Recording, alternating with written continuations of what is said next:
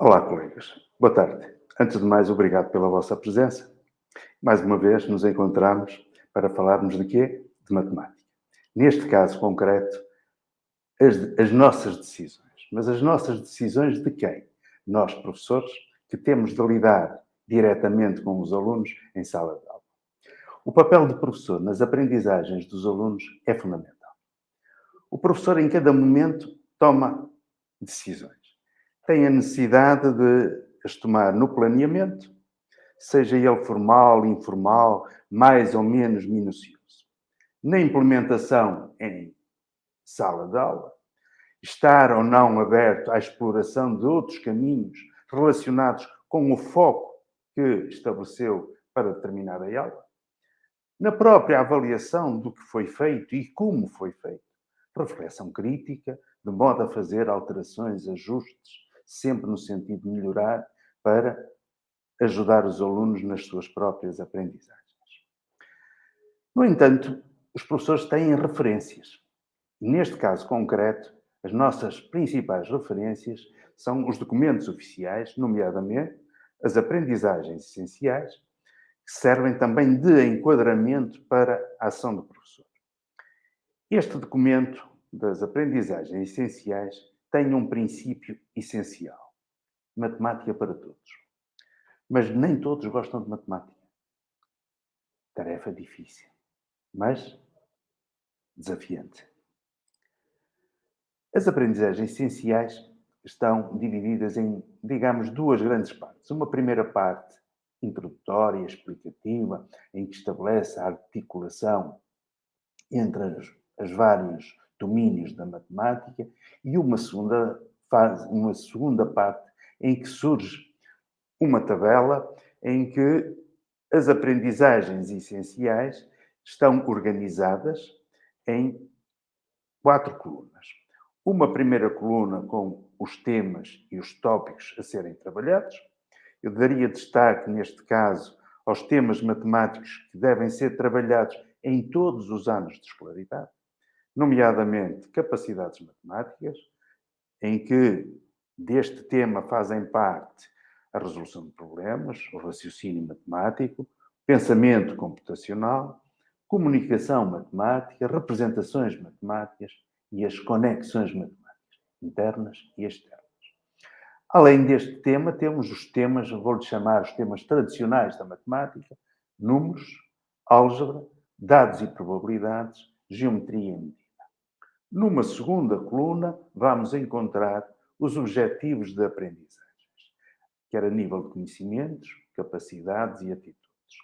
A terceira coluna é muito importante porque há um conjunto de orientações para as ações e estratégias do ensino do professor, incluindo exemplos, sugestões de utilização de recursos tecnológicos, etc.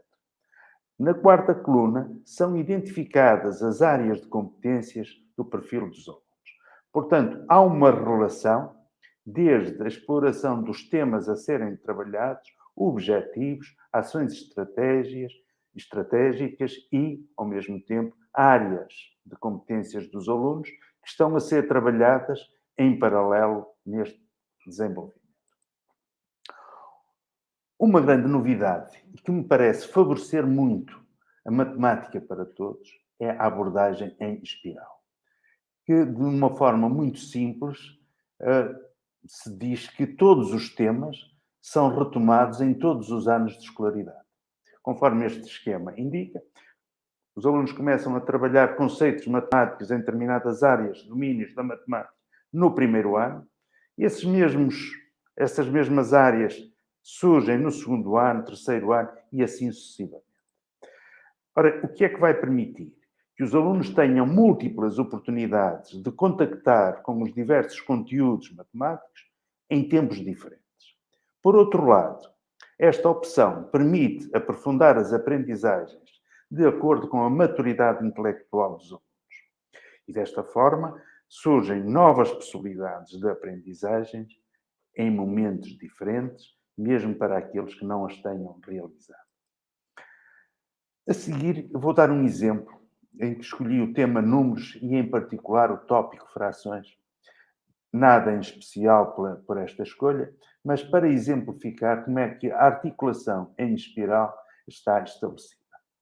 Desta forma, temos então o início do estudo de frações no segundo ano de escolaridade, em que aparece o significado de fração. No terceiro ano é retomado e acrescenta-se relações entre frações.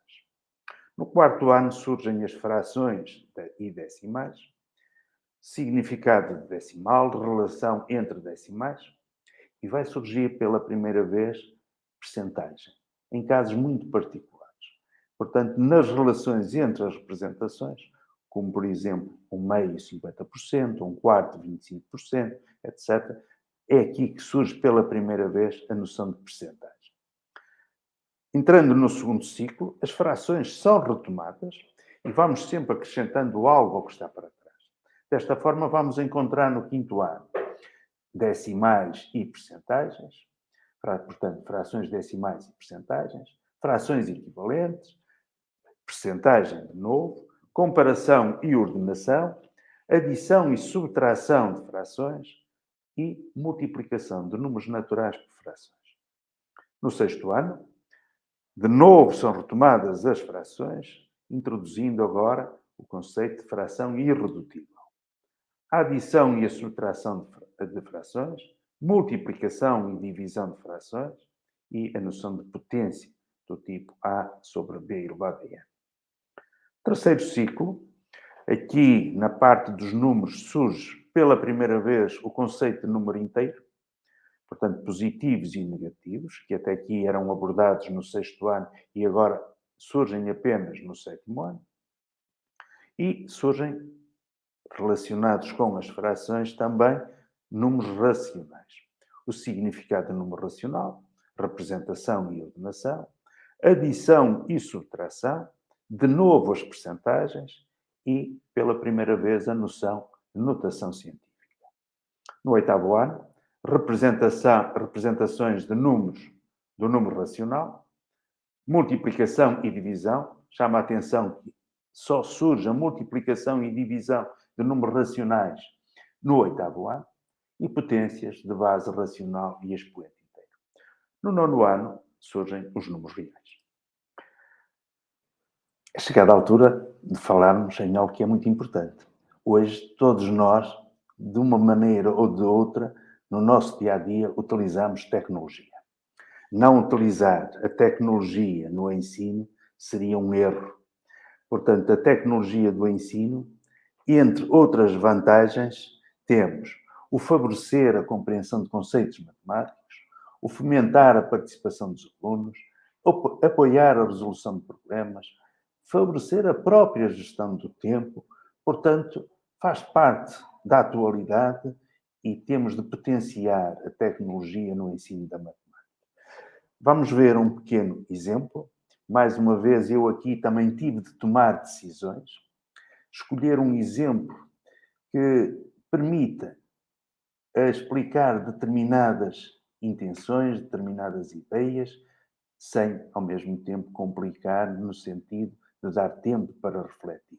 O tempo aqui para refletir não está a ser utilizado. O que, em sala de aula, é contraditório. Nós devemos dar aos alunos tempo, que é uma das coisas que tem faltado na ação dos professores. É tempo e o hábito de pôr os alunos a pensar. Vamos ver um exemplo que é sugerido naquela terceira coluna das aprendizagens essenciais para apoiar o ensino no que diz respeito às representações de frações. Portanto, vamos explorar este site que tem, portanto, diversas appletes e nós vamos selecionar, neste caso, esta, em que nos aparece uma base quadriculada dividida em 100 quadrados iguais. Poderíamos optar, em vez de ser quadrados, ser um círculo dividido em partes iguais. Parece que nesta opção era mais confuso. E então temos a possibilidade de pintarmos selecionar e pintar as quadrículas que se queira. Neste caso, vou pintar uma quadrícula e aqui ao lado temos a possibilidade de representar a parte pintada numa fração em percentagem e em decimal. Neste caso, uma quadrícula em 100, a fração correspondente será 1/100. As restantes quadrículas, as não pintadas, as que estão em branco, será então 99/100. A representação correspondente em decimal, vamos ter 1/100 e 99 centésimos. Ora bem, a partir daqui surge pela primeira vez a possibilidade de introduzir o conceito de percentagem. Ora, uma quadrícula em 100, 1/100, temos 1% e 99% para as restantes possibilidades.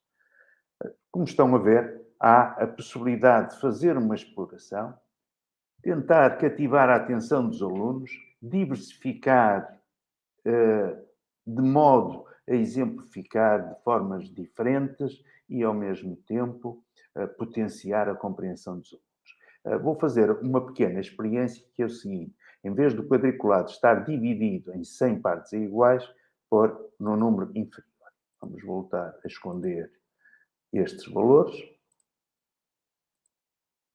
e vamos admitir, vou já agora tirar a pintura à quadrícula e vamos admitir que ia pôr, por exemplo, em 20 partes iguais. Então, se eu agora pintar uma quadrícula, o que é que nós vamos observar? Que a fração correspondente será 1/20. A parte decimal, podíamos transformar esta fração em denominador 100. Bastaria, para tal, multiplicarmos os termos por 5. Vamos ver o que é que acontece. Temos 5 centésimos. A parte correspondente à não pintada, 19/20, e o que falta para a unidade. Em termos de percentagem, 5%, 5 centésimas e 95 centésimos, 95%. Portanto, a exploração de uma aplicação deste tipo permite diversificar, motivar os alunos e, ao mesmo tempo, envolvê-los mais nas diversas formas de representar uma fração, aparecendo pela primeira vez, conforme disse, o conceito de percentagem. Relembro, o título desta nossa conversa era As Nossas Decisões. E quando resolvemos problemas e fazemos a exploração desses problemas, ter sempre em mente envolver os alunos, provocar os alunos no sentido de pensarem, questionarem, indicarem pistas, tomarem iniciativas. Portanto, são decisões nossas para que isso aconteça. Vamos ver um pequenino problema, simples, mas pode ser provocador para dinamizar algumas das explorações. Então, o problema, de uma forma muito simples, portanto, num projeto de voluntariado, 2 grupos, A e B, fizeram a recolha de alimentos.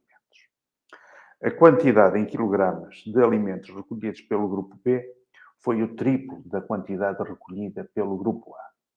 No total, os 2 grupos recolheram 188 quilogramas de alimentos.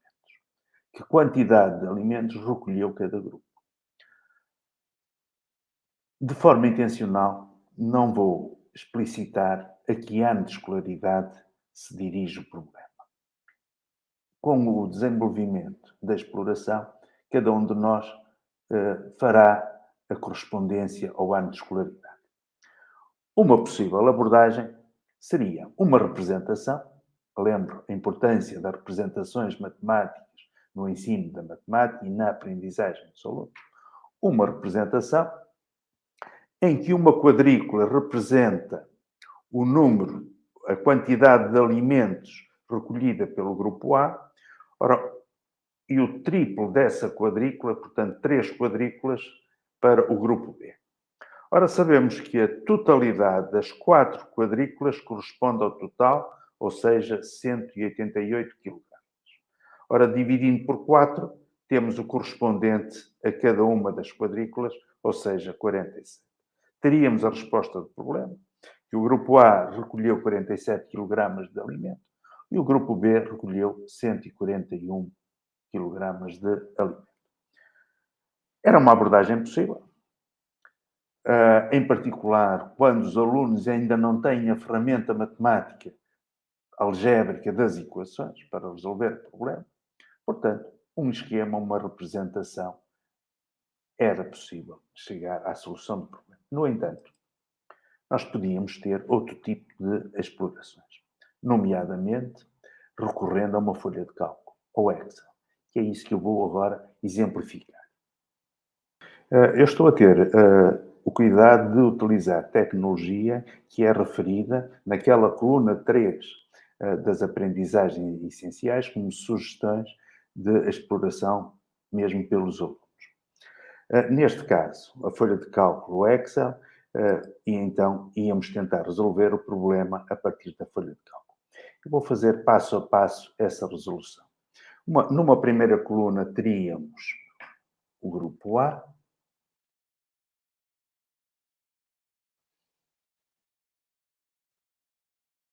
em que vou admitir um valor, dois valores, portanto, 1 kg, 2 kg, etc. Agora basta estender. O grupo B, para o grupo B, teríamos o triplo do correspondente ao grupo A, ou seja,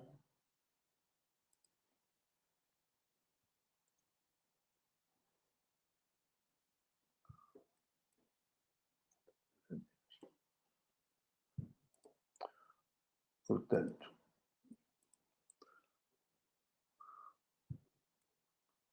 1 vezes triplo vezes 3, ok? E agora basta estender.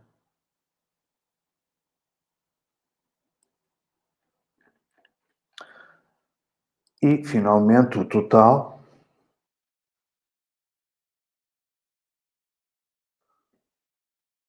não é mais nem menos do que o recolhido pelo grupo A mais o recolhido pelo grupo B.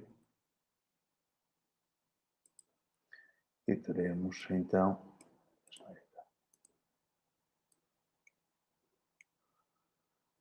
ora, nós sabíamos que o total era 188 kg. Ora, o total, vamos à procura dos 188 kg e encontramos.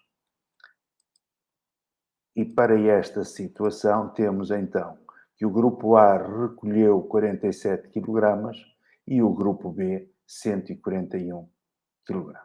Portanto, este problema pode ser o pretexto para envolver os alunos a trabalhar com uma folha de cálculo. Uma outra sugestão de abordagem, nós podemos estar a simular uma aula em que tínhamos alunos a pensar de formas diferentes, a entrar em caminhos totalmente diferentes.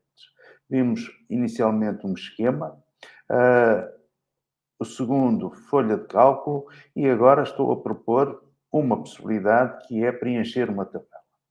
Os valores correspondentes ao grupo A, ao grupo B, etc. Ora, isto o que é que nos faz lembrar? Isto faz-nos lembrar sequências. E posso recorrer a um outro recurso tecnológico referido nas aprendizagens essenciais. Naquela coluna em que dá as referências para os professores, para a ação estratégica do professor. Neste caso é o Dudamate. Vamos ver uma exploração neste contexto, deste problema, com o Dudamate.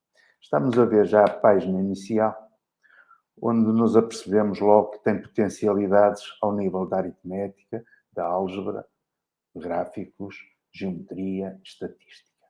Nós vamos explorar numa vertente associada às sequências. Para as sequências e regularidades,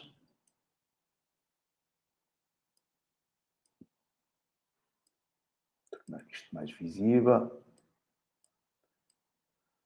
Ora, vamos construir uma sequência em que um dos elementos corresponde à quantidade de alimento recolhido pelo grupo A e o triplo para o grupo B. Assim temos, para o grupo A, começamos no 1, e para o grupo B será o triplo, 3, dando a indicação do crescimento desta sequência para os outros termos. Ora, teríamos aqui o primeiro termo da sequência, constituída por 4 quadrados. Qual é o significado deste conjunto de quadrados? Este primeiro quadrado está a representar a quantidade de alimento recolhida pelo grupo A, os 3 quadrados seguintes para a quantidade de alimento do grupo B. O segundo termo, 2 quilogramas de alimento para o grupo A, 6 para o grupo B e assim sucessivamente para os outros termos. Podemos visualizar o conjunto dos 3 primeiros termos e explorar uma outra potencialidade que esta aplicação tem, que é indicar o termo geral, 4N, e agora, mais do que isso, determinar termos a partir da ordem e determinar a ordem a partir de termos. Vamos exemplificar. Se o n for 9,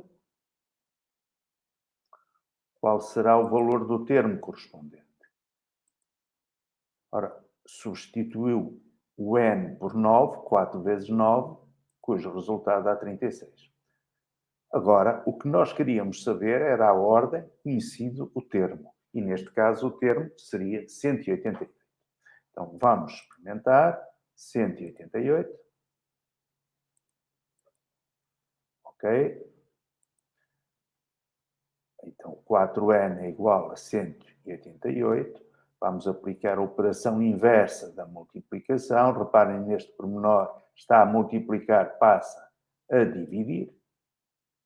E temos como resposta 47.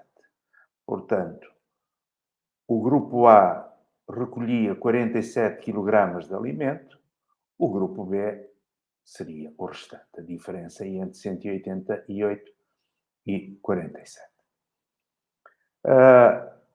Este tipo de aplicação, numa fase inicial, para explorar mesmo a resolução de equações, parece-me que evidencia muitas potencialidades. Por outro lado, a construção, a identificação de regularidades, a identificação de padrões, é algo muito importante e característico, por exemplo, do pensamento computacional, que é uma das novidades nas aprendizagens essenciais. Agora que acabamos 3 explorações, intencionalmente deixei uma questão para o fim desta exploração. E gostaria, de facto, de ter oportunidade de vos dar tempo para pensar, refletir sobre as estratégias que foram aplicadas, que foram desenvolvidas, se da vossa parte seriam ou não validadas para a resolução deste problema e, caso não sejam, que tipo de alterações sugeriam. Isto é, aquela primeira estratégia de resolver a partir de uma representação, uma quadrícula, 3 quadrículas, o conjunto de 4 quadrículas, seria válido para todos para todas as situações, fosse o total 188 kg ou 185? Parece-me que sim. Nunca esteve ali em causa o valor numérico do total. Mas, por exemplo, quando recorremos à folha de cálculo e quando recorremos ao Dudamate para fazer uma representação pictórica de uma sequência, esteve subjacente sempre a ideia que estávamos a trabalhar com números inteiros. Ora, isso não era dito no enunciado. Portanto, significa que, sendo a quantidade em quilogramas, não era necessariamente o número inteiro. Porque é que não poderia ser, por exemplo, 183,5? Porque é que a resposta tem de ser algo que é um múltiplo de 4? No problema, nada evidenciava isso. Então, quer dizer, que tipo de alterações faríamos para darmos uma resposta a um problema mais abrangente? Ou então, alterar o enunciado. Eu dou uma sugestão. No caso do enunciado, duas alternativas.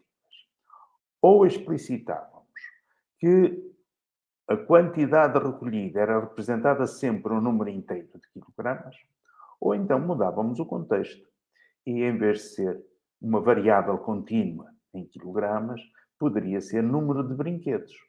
Ora, o número de brinquedos, nós não íamos, nesse contexto, admitir que um brinquedo era partido a meio. Portanto, a resposta, a análise crítica do resultado já passaria por números inteiros. Ora bem, qual foi a intenção? A intenção é que, apesar do problema ser simples, pode ser explorado na vertente de levar os alunos a raciocinar sobre o trabalho que foi desenvolvido, sobre a crítica do resultado e não aceitar de ânimo leve qualquer resultado que surja. Porque, de facto, ao mudarmos 188 quilogramas para 185, as respostas já passariam a ser totalmente diferentes e não eram validadas por dois dos processos utilizados, enquanto, se for números inteiros, qualquer um destes processos era adaptado. Colegas, passa por aqui o trabalho com a matemática, com os alunos. Obrigar os alunos, incentivá-los a pensar, a raciocinar, a partilhar ideias, a discordar dos próprios resultados, a fundamentar essa discordância.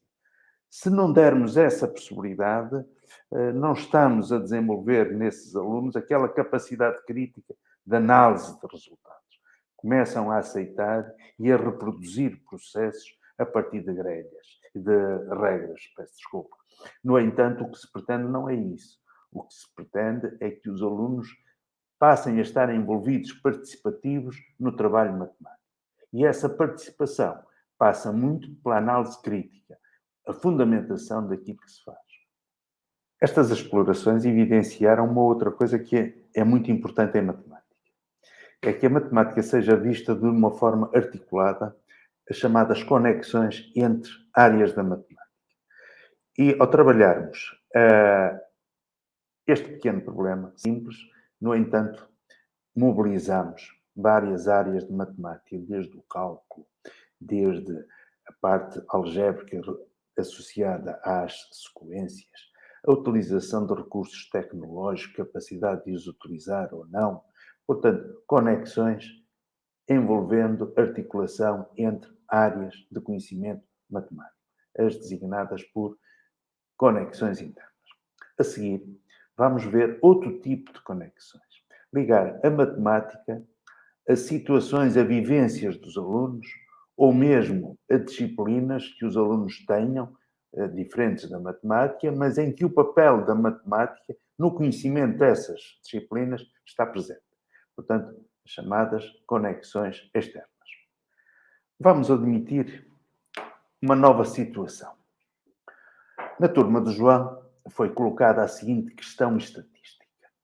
Dos alunos da escola que praticam desporto federado, há mais rapazes ou raparigas? Bem, para dar resposta a esta questão estatística, os alunos elaboraram um estudo estatístico. Na elaboração desse estudo, passaram pelas diversas fases inerentes a um estudo estatístico e chegaram à seguinte conclusão: que o número total de alunos federados a praticar desporto na escola era 148. Desses, 96 são rapazes. Depreende-se que o número de rapazes é superior ao número de raparigas. Mas coloca-se uma outra questão. No estudo feito na escola, qual é a frequência relativa da característica ser rapariga? Essa frequência relativa, comparada com o que se passa a nível nacional, é maior ou menor? Bem, para responder a esta questão, há uma orientação. Consultar o site Pordata Kids para ir recolher informação e trabalhar essa informação de modo a poder dar essa resposta. E é isso que vamos fazer agora. Estamos a ver a página inicial do site For Data Kids, as diversas áreas onde os alunos podem encontrar informação diversa e útil para o trabalho, estudos estatísticos. Neste caso concreto, interessa o desporto. Ora, dentro do desporto temos algumas áreas, biblioteca e livros, cinema, desporto federado. Era precisamente relacionado com desporto federado. E dentro do desporto federado, algumas questões, e a primeira é também aquela que nos interessa: há mais homens ou mulheres a praticar desporto? Clicamos e obtemos dados em que o último ano em que temos dados é precisamente 2020. E então temos o total de praticantes federados, homens e mulheres. Ora, se efetuarmos o cálculo do número de mulheres a dividir pelo número total, vamos obter a frequência relativa, que é aproximadamente 28%, 0,28. O valor aproximado. Ora, interessa-nos, e a questão que foi colocada era se na escola a comparação com o que se passa a nível nacional. Ora, a nível nacional tínhamos então aproximadamente 28%. A nível da escola tínhamos um total de 148 alunos e raparigas, 148, 52 raparigas. Ora, 52 em 148, aproximadamente 35%. Significa que na escola a frequência relativa da característica ser rapariga é bem superior ao que se passa a nível nacional. Ora bem, explorações deste tipo fazem com que os alunos estejam mais motivados, porque fazem pesquisa de algo que lhes provoca algum interesse, fazer comparações entre o que se passa na sua escola, a sua própria realidade com o que se passa a nível nacional. Portanto, é uma matemática muito mais atrativa, mais facilitadora de os envolver. E não podemos esquecer o tópico inicial. Matemática para todos, mas é difícil. E uma das situações passa, sem dúvida, por envolver os alunos.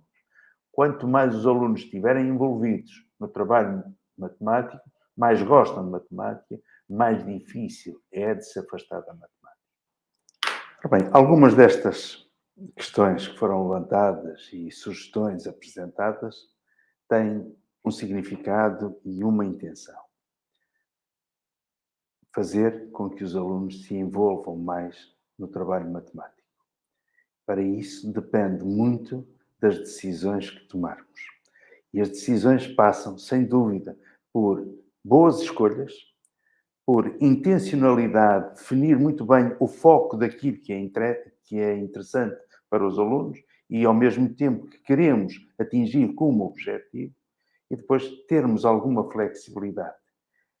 Deixar livremente os alunos trocar ideias, seguir caminhos, fazerem propostas, analisarem resultados, criar situações em que a análise do resultado tenha interesse, evitar situações em que o caminho seja único, porque desta forma estamos a desenvolver nos alunos capacidades a nível de crítica, mesmo a nível criativo, a nível da comunicação matemática, portanto, num trabalho matemático muito mais completo. Qual é o nosso principal papel nesta gestão?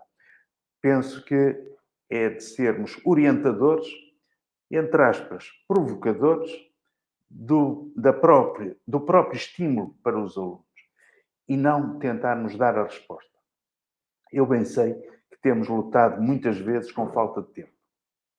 Se tivermos tempo, esta aposta vale a pena, porque é muito mais gratificante ver os alunos a tomar decisões, ver os alunos a decidir e, ao mesmo tempo, a rejeitar, a validar de forma fundamentada, do que termos algo que os alunos passam as aulas a fazer cópias, sem estar a refletir no trabalho que estão a desenvolver. Esta apresentação será disponibilizada oportunamente para que algumas destas ideias, se considerarem úteis, estejam mais facilmente acessíveis para lhe darem o uso que melhor entender. Agradeço a vossa presença, até uma próxima e bom trabalho matemático, em particular, boas provocações para os vossos alunos. Até uma próxima.